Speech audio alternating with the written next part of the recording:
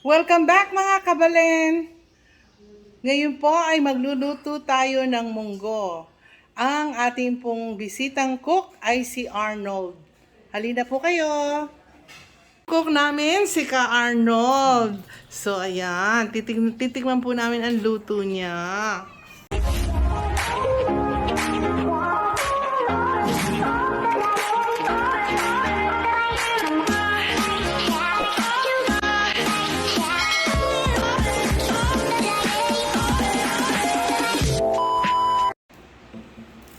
Malunggay leaves.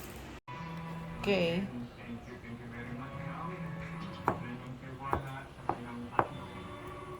Ayan po si Maria, ang ating taga-hiwa ng sibuyas at anong tawag dyan? Bawang.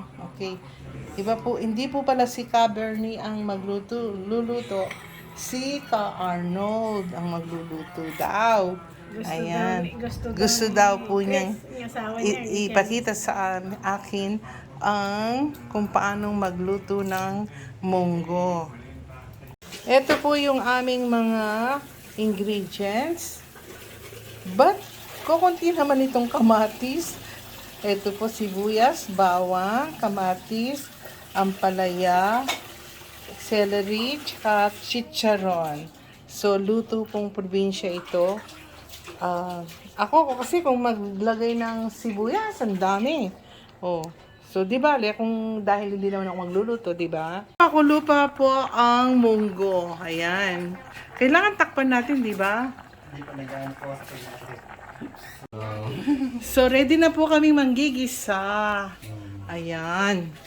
So, konting mantika.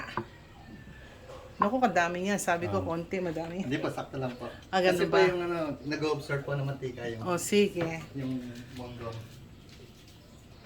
Ngayon ay ilalagay Ilalagay yung bawang. Dito ang sa bawang. Pampanga bawang. Pampanga bawang. Opo, nauna. Nauna nilalagay. Oo.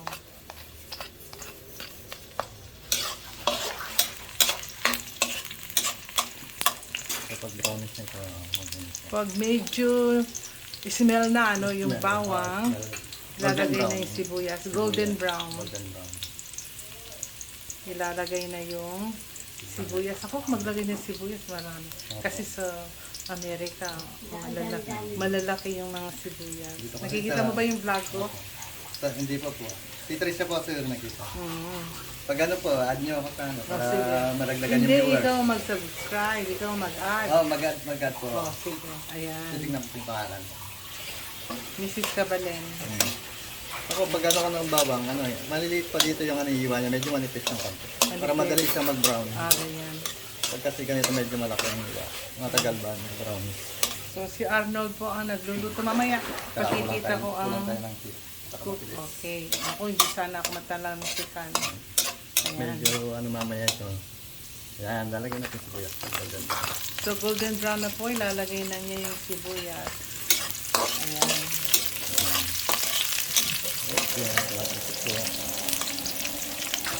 Ito yung technique yan. Patis, pag nalagay yung sibuyas, ilalagay sa gilid. Patis na kagad na sa'yo. Opo. Okay. So, siya po, patis na kagad. Lagi yung kamatis. Okay. So, iba-iba po ang style. Dapat medyo parang nasusunog ang patis. Kailangan daw medyo nasusunog yung patis. Para pampalasa siya. Lalagay yung sibuyas. Lalagay Bawang. yung- Lagyan na ba? Kamatis. Lalagay na yung kamatis. Ayan.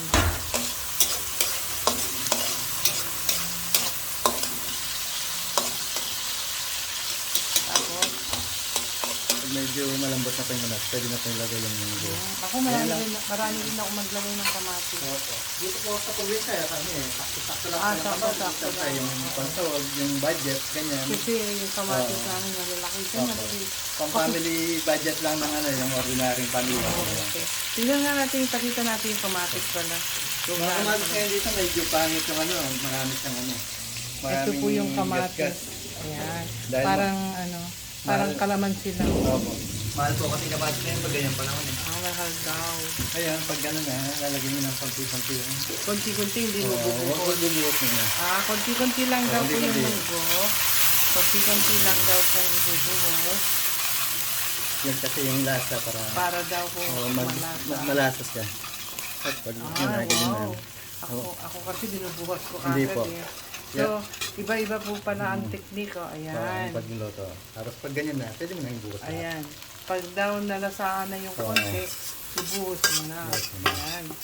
Pakukuloyin pa ba yan? Papakukuloyin po Oh, niyan. yun. Pakukuloyin Lalagyan ko lang. ng isang baso ng tubig para hindi siya masunog.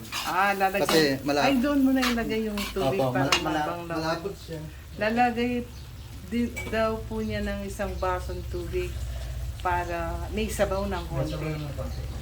Papalaw na natin dito sa akin. So, ilalagay yung isang basong tubig dun sa pinagkuluan na kasirola. Yan po. Ayan. Depende rin po kung medyo wag lalagay lahat. Oo. Tanta-tanta lang. Depende sa sabaw. Oo, sa sabaw.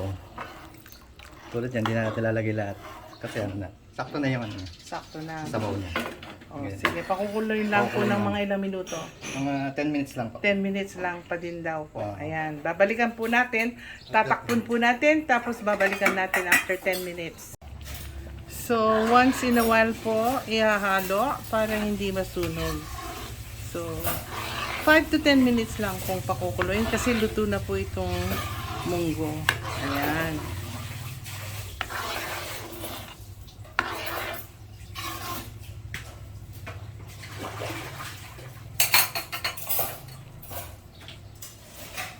So, ilalagay na po, after 5 minutes lang po, ilalagay na po yung ampalaya. Ayan. Para hindi siya ma-overcook. Ayan.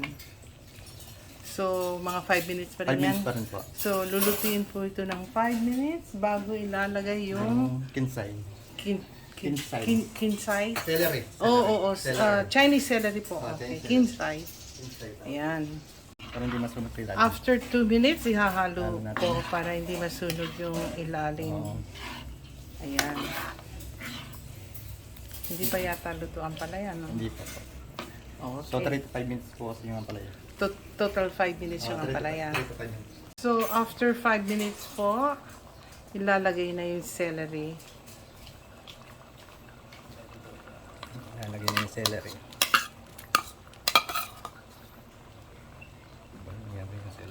So, lutong probinsya po to. Ibang Ordi- style. Ordinary loaf lang. Wala siyang Mukhang masarap. wala siyang baboy. Ganyan, masyado, inaano natin ito. Apoy. Okay. Kasi tumatalsik na siya. Oo, Ibig tumatalsik sabihin, na. Masyado na makulo. hindi, malapot na po siya. Malapot na. Matutuyo siya. Mhm. Wow, parang gutom na ako yan. Ganyan po siya. So, after this, ano lululagay mo?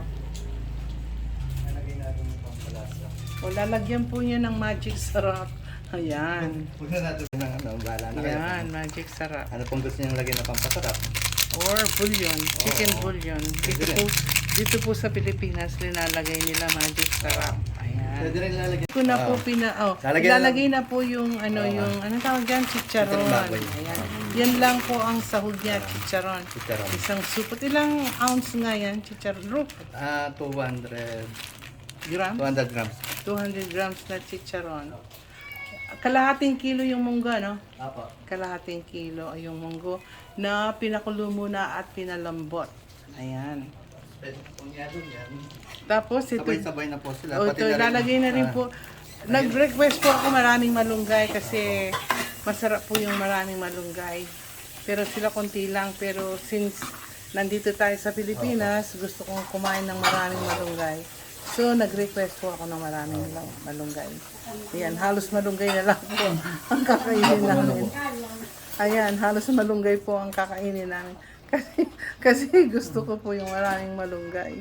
Ayan. Normally po isang dakot lang pero nag-request po ako ng maraming malunggay. So ito po pakukuloyin lang ng mga ilang minutos tapos Mga na po 2 minutes lang. 2 minutes lang po. 2 to 3 minutes. So ito po yung aming cook, si Arnold. Ayan, si Arnold. Si Ka Arnold ang aming cook ngayon.